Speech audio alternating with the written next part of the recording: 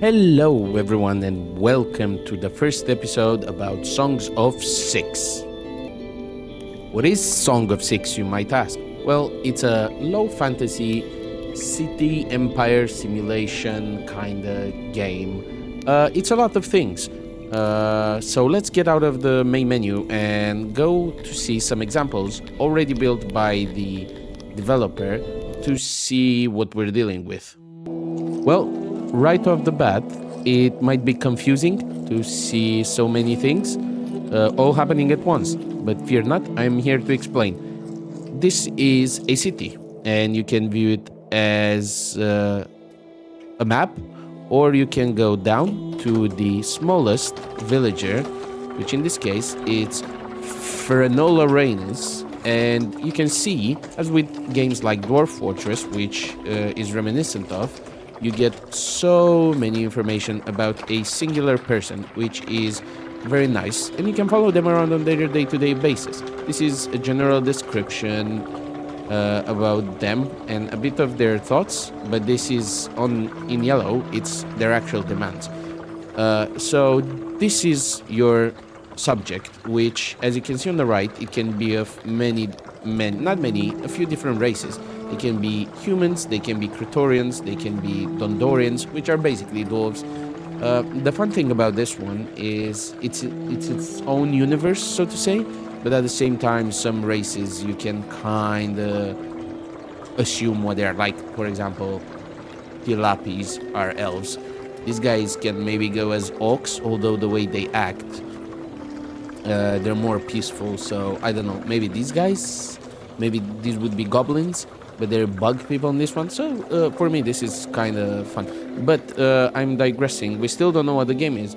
Basically, as I said, it's a city empire simulation game where you start with a few people in the beginning, just like with Dwarf Fortress. It has many similarities with it, but I like this one more because it has more diversity, and it's not that it's very in depth.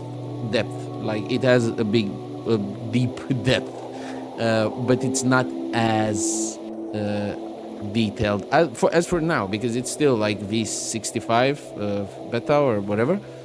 So I think it's mainly developed by one guy, which I think is Swedish. You can listen to his development vlogs, which are really fun, because he literally talks like he's your friend, and he explains the game to you, and he's mega friendly, and he's funny, and there's a bunch of funny references in the game, in loading screens and tips and all that. He's a fun dude.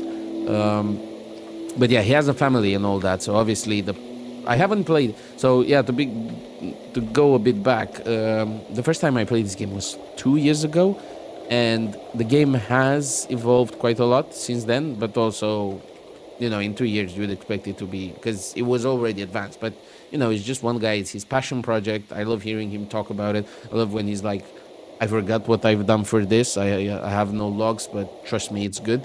He's really fun. So that's the history of the game. It's like the Tarn brothers, or whatever they're called for Dwarf Fortress. There's like two brothers. It started with one. I can't remember the history. Correct me if I'm wrong. But yeah, this is one example of city that you can get to. So I wanted to start with the whole shenanigans. You can see it's split into two. The both sides have walls. There's a river in the middle, and if you go to the world, you can see this world, which is randomly generated, has other empires. You can have multiple settlements. You can ally with them. In this playthrough, I don't think there's any. But yeah, you can have colonies, which you don't control, and you can only build like this in your main one. But the other ones can send you resources, and you can choose their specialization. But that's the big picture. But it can go into a small detail as building human nurseries, and you have human wet nurse, and you have babies, and they're being grown here, and you have your own population, so you can indoctrinate them with propaganda and make them loyal, or actually offer them really good skills. So let's visit another one of another race. Let's see. Okay, so for all you Dwarf Fortress fanatics, the developer also made an empire, a city Is it an empire? Does it have multiple locations? Let's see. Maybe. Um, so it made a dwarven one, which is population only Dondorians, which, as you can see from their descriptions, sturdy and stubborn, blah blah blah blah blah blah.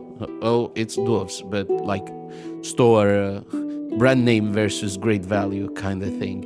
And as you can see, you can have your dwarf fortress experience here. And funnily enough, this save is called Duchy of something, which Duchy is one of the ranks you can get into a fortress. So as you can see, there's multiple things that you can do. And you have to take care of your civs needs for different services. For example, you can see they need hearts, speakers, taverns, grand arenas, and all that. And they have their own thoughts and they go about their day and they do the whole shenanigans as in Wolf Fortress. So I don't think if you play those or Rimworld in a lesser extent, you don't need all this explanation. To go to another part of the game, as you can see here, there's a bunch of resources, and resources are food, first of all, then basic resources like herbs, cotton, wood, and then you get to the more complex one, which is fabric, which you make at weavers from cotton, or furniture that you make from wood. And the new building, like for example, let me start the game so people keep moving and everything looks more alive. A lavatory, for example, yes, you heard that right, you might need a lavatory. Actually, you do need it, it's a basic requirement for your civs. It will require furniture, I'm assuming for the stools that the people sit on. So that's an interesting thing. Like the more complex the buildings become and the higher the purpose they serve, for example, a school or stuff, they will need furniture, they would also need rugs. They would need fabric for the rugs, so it's better and it's more efficient, and they would need paper for the bookshelves, and so on and so on. You get the point. And the last one is tools for people to work better, clothes, and then actually this is the last one, is warfare stuff. Planks, palcata, armors. So it's all the classic shenanigans. Here I was talking about the lavatory. So in the lavatory you need poo-poo places and washing hands places. So you can see how it tries to be really realistic. It also, your subjects can go cuckoo, and you need to put them in a deranged asylum, so they're taken care of and they don't wreak any havoc. There's droughts, there's diseases, there's migrations, there's bandits, there's all the set that you need. And also I love the graphics. For me, personally, it's the graphics really get me back in time for the simpler games when I was young, but this is more complex than what we used to play back in the day. So it just works with the vibe, and all this pixel art is just hits close to home for me. Now that I filled you with a bunch of information at a really fast pace, let's go a bit slower and let's zoom out maybe, or zoom in, and let's start our own, let's see how starting a game would look like.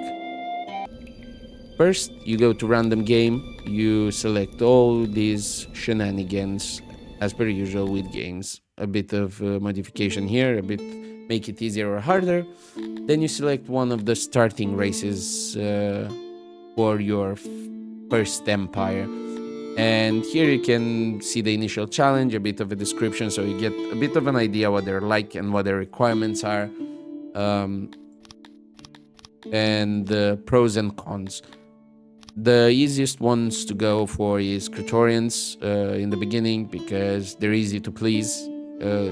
They aren't good warriors, so it's gonna be bad if you rely on them as an empire of warriors. Or I think you can at best defend yourself better with those guys, but they wouldn't be a warmongering empire. And because, as you can see, I have some achievement, some titles unlocked because I played the game long enough to unlock this kind of stuff, which gives you um, bonuses for when you start. But I'm not gonna get into any of those because we want the basic. We want the basic beginning. So what I like to do is to go to this map of Europe, and the best place I like to settle. So you're here, you see Europe, you select where you want to land, just like in so many games like Dwarf Fortress. But what I really don't like is, so here you can see it says you have ocean and forest, but I'm gonna randomize the map a bit more. So here in Italy we get a river, so we get sweet water and ocean and everything in between, so we get all the advantages. Okay, so after hitting regenerate for a bit longer, I managed to get on this side of Italy a really sweet spot. If only I had mountain also. Oh, we also have mountain. But what if we... Yeah, but I also want ocean. So kind of here. I think I'm going to put it here. So this is where we're landing. And the world's going to get generated with the rest of the empires that are around. And as you can see around me, there's more settlement, trade routes, roads, and we can trade with these guys, we can conquer them, but yeah, you can see all the empires that spawn, and I think the gray ones are just neutral empires that aren't affiliated, like independent zones. But yeah, let's go into our world. Okay, so you can see the map looks as you'd expect from the world map. And if we really zoom out, we can see everything that's around. We can see an auroch. I think they're called... it's not a herd. Yeah, it's a herd of aurochs. We can see the piggies here that we can hunt or tame, I think. Grains. So this is... I feel like this is a really good map. We have diamonds. We have... I don't think we have coal. Anyway, it's really good. I would like to make it somewhere between the river and the ocean. And near the mountain. I want to get the best of all worlds, so I think I'm gonna go for the initial placement of here. That's what you do first thing in the morning. You put your landing party, and boom, here we are. And we have 10 Praetorians with us and some resources here. Okay, so as you can see, we start with 10 Praetorians, almost nothing to our name apart from some livestock, some stones, rations, grain. So we have to move fastish. One of the things you want to do first is... So let's talk a bit about the menu. So you have it. You have buildings split into work, infrastructure, and they're further split into other stuff. There's also orders here. Construct, terraform, clear rock, fell tree, just so you get the resources. You can also do even more shenanigans. There's also delete, so you have everything. But if you want even faster access to stuff, you can go here and search for what you want to build. So the first thing that we need is a hearth, so people don't freeze to death. The second thing that we need is we go to, I think here, house, and then we have different types here, as you can see: apartment, house, longhouse. And what differs is how many residents are in there, the quality of the house, I think, and the size. So these are some pre-made wooden building. Okay, we want wooden buildings. So we want initially... Okay, let's build a longhouse because it's not that many resources, and we're gonna get more than 10 Praetorians soon enough. We got the heart, we got the longhouse, and what we want to do quickly is also build a farm because, you know, don't want to starve to death. So the fertility on that side is not good, but as you can see, the fertility near the river, it's very good. So we're gonna make a 10 by 10 grain field. And you can also do irrigation later on, so we can get this water in the city, also for cleaning purposes and all that. So let's get our people going first and see what they do. First of all, they relax a bit. Yeah, it's not like, you don't have where to live and all that. Just, yeah, sure, relax. But they started going, and as you can see, they build, they terraform by themselves. They work quite fast. Um, and I'm not sure what their priority is, because I don't think anybody went to build a field. Yeah, but I think they built them in the order I'm not sure. I have to look into that. But yeah, also because livestock withers, dies, because they're just animals in the box. I think that's how it works. We would be wise to also make some pastures for our animals. What we can do, we can make one here near the... We need a hut, obviously, for the animals, I think. I'm not sure if the hut is for the herders or for the animals. And a gate. Okay, so this is gonna be a small one, but I want them to move quick. This room needs... Okay, as you can see, you get some details of what you need to do. Can I do it now? Because it's... Okay. Do I need a bigger hut? Okay. Oh, workers. So I think I need just to make it bigger, because there's not enough workers for the animals. There's not enough space for them. This is a bit odd. Okay, so we have one space, one worker, and we make the gate here just so it looks nice.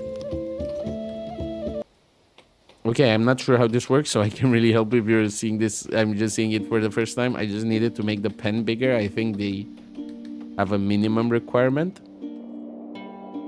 But yeah, they are very hardworking people, those Praetorians. And if you can see this arrow near the different races, it means at least one immigrant is waiting to be welcomed into our humble village, which is humble. It is humble at this point. But we want to keep the Praetorians in the beginning. Anyway, I'm going too far. So we have some food source that we're gonna make. We're building the house for our people, because they'll be sad if they have to sleep on the streets like beggars. That's their words, not mine. But now there's also stuff like janitors that we need to build. Janitors, what they do is maintain buildings, because buildings do deteriorate just like in real life. Who would have guessed? And janitors just go around and make sure everything is at maximum efficiency and capacity, and nothing falls on the poor, unsuspecting civilians. So we advanced with the food, but we're not doing that great. As you can see, now we have a janitor, we have a warehouse, and a carpenter. I don't know if we can afford a carpenter at this point. We still need more food, which is why we're gonna do a hunter. And if you're wondering why some of the buildings are in this weird shape, is because we mainly have Praetorians as population, and their preferences for building. Yes, you heard that right. Some of them have preferences for buildings. Is organic. We need to make them more round, so no square buildings for Praetorians, because they hate it and they can't work in those conditions. And as you can see, now I'm struggling a bit, because it's a bit odd to have these weird buildings, but here we go. So they do look more organic, but it's harder to place what you need to place, like utilities and butcher tables, but it also makes for an interesting city to look at. We destroyed the Orok pasture because it kept busy hands while not producing that much. We only kept the Onks ones, and we also had previously killed all of them because we were in dire need of food. But luckily we had just enough for them to keep reproducing. Finally, I realized. Oh my god. So this is my attempt to do a bit of an organic building, and like these ones that the Praetorians like, and a basic one, but I think they won't fall for only this weird shape. So this is a bakery. I didn't read it properly that actually they can't eat grain. they have to be cooked. I just assumed, they look like rough people. They could have eaten the grain straight away. But apparently not. So I had to build a bakery, and now finally people are going to stop starving, and we can actually progress. So, see, if you don't pay attention, we kept losing people and kept accepting immigrants, and food is really important. So now we can finally get people to work again on furniture, and then we can do what I hate because it has a funny sound effect, and like you can actually hear them of it. So we can finally build a lavatory, which needs latrine, and latrine, for what, and basins for. I feel like you also know what you need that for too. Obviously, in the beginning, it's gonna be positioned in the city center, and most of the time, it's gonna be positioned. Look at this guy baking; it's so fun. Just seeing him go about his day. What's he doing? Kryptonian baker, working. He wants lavatories. Well, we're getting to that, buddy. I really like said to be descendant of a. Ooh, this is really nice.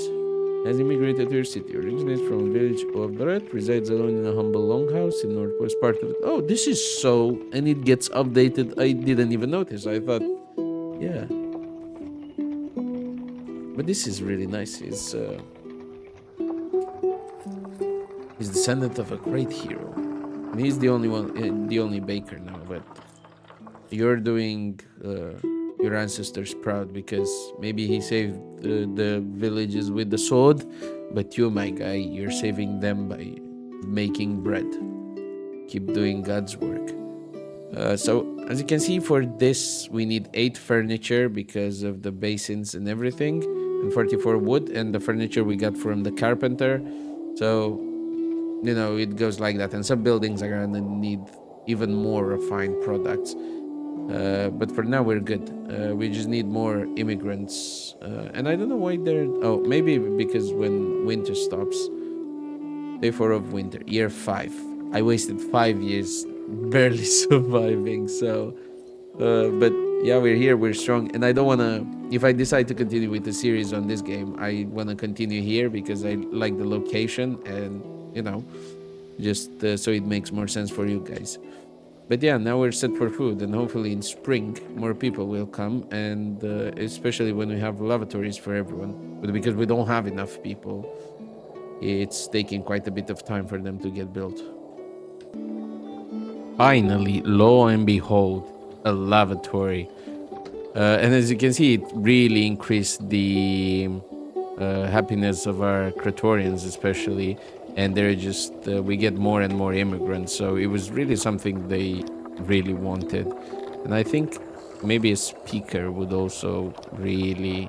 Because now we kind of have some. I couldn't afford to do things like this before because we didn't have any odd jobbers, as you can see here, and odd jobbers are like we had minus, so we barely had enough people for the jobs we wanted. But now that we have so much bread right now, so we can accept literally everyone. Yeah, I think that's a thing that. And as you can see, this guy is spreading the news, and listening to the news. Let's get more Praetorians. Yeah, now it's a smooth ride now that we have enough food, and more immigrants will want to come in. And we also need a bigger warehouse because we have too much bread that we can store, and we don't have enough places to keep it. So the city does, village at this point, it's just a village. It does look rough, but I'm gonna do roads, and maybe they'll look better. We'll do some light around. Now that we have some odd jobbers, they can just go ahead and do some roads. Oh, I don't want the roads in out of the building. Leave it like this, and it will start to look a bit better. Just wait and see. Just wait and see. Oh, while I was building some longhouses and accepting immigrants, apparently I got a new level. A new level has been bestowed. A mirror, and the mirror is chosen one. No. So we can build a laboratory, which is. Can we see it without? No. unlocks research, which unlocks new buildings or bonuses for existing buildings. So this is nice. Yeah, I'm glad we got that. We're just building more along another longhouse because we got more population, and I don't think they all fit in here. I don't know how they decide. I don't see where the. I think the Dondorians don't want to sleep with the Praetorians, so these guys are also kind of xenophobic. So just like the Tilapi, so I like them because they're good crafters, but they don't like other. Just don't like the dwarves in the fortress. They like to keep to themselves, but they're really good crafters. So they're good in the furniture shop and yada yada. I actually don't know where they're working. Can I see if I go now? I'm discovering Guichu, so can I see all the plebeians? Can I see where they are? Can I see the Praetorians that are in this fine village? I don't think so. I don't know how can I find them. Is this a no? This guys. No, they're all Praetorians. I can find the Dondorian.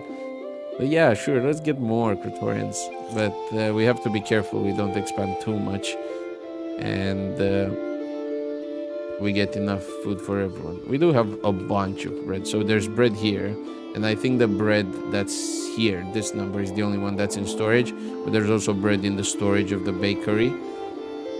So that's a good thing. What do extreme temperatures? Ooh, so what I said, there's droughts. Now you can see the village is looking a bit better now that I do have some roads. Obviously, buildings will be demolished and will be improved over time. Roads will be deleted, but that's how cities used to work back in the day. But for now, I kind of like it. It's starting to take shape, and I do like not to think a lot about it in the early days, just to see how it organically develops. Maybe I'll need to demolish some stuff because it doesn't make to have a carpenter in the middle, like near the throne. Maybe I'll just evolve somewhere else. I don't know. I'll just wait and see how these things evolve. But as you can see, even the Dodorians are happy now because there's enough places to live for everyone. So yeah, I think they don't like species don't like to live with each other.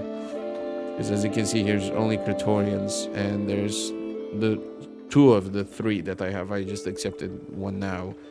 They moved here, so I guess you also have to be careful about that because those guys prefer to sleep on the streets rather than share the rooms with these guys. So, but that's a good thing. Bread is just pumped out non-stop, so we have enough. Let's get some more, even more. There's everybody want. All the Praetorians want to join.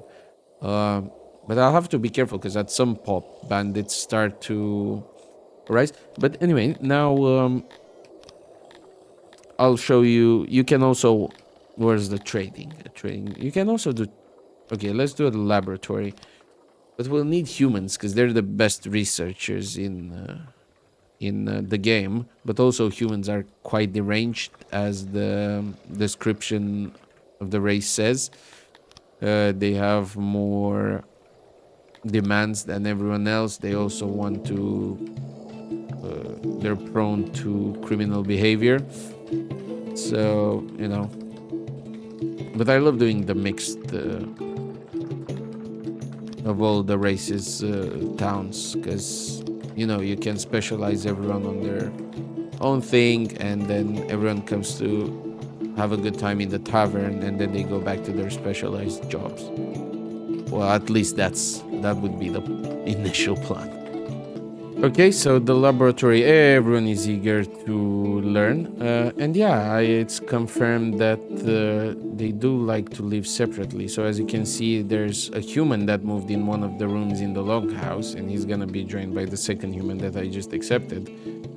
The Dondorians do live here, and all the Praetorians moved in these houses, which I think each room hosts 10. So yeah, each time ooh, a new level I'm a rare.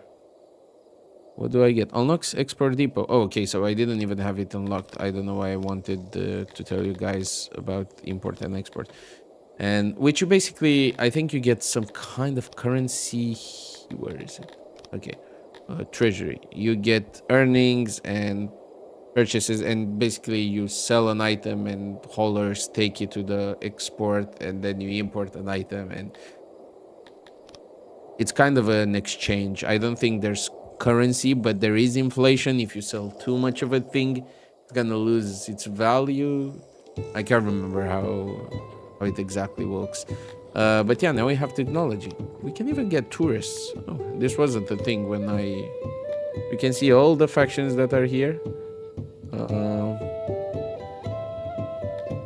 let's see what else. Goods, treasury, tourists, and yeah, this is technology. And the way it works, the more you have, the more people you have to keep working. So these welcome. Who is this? Dear colleague Bob.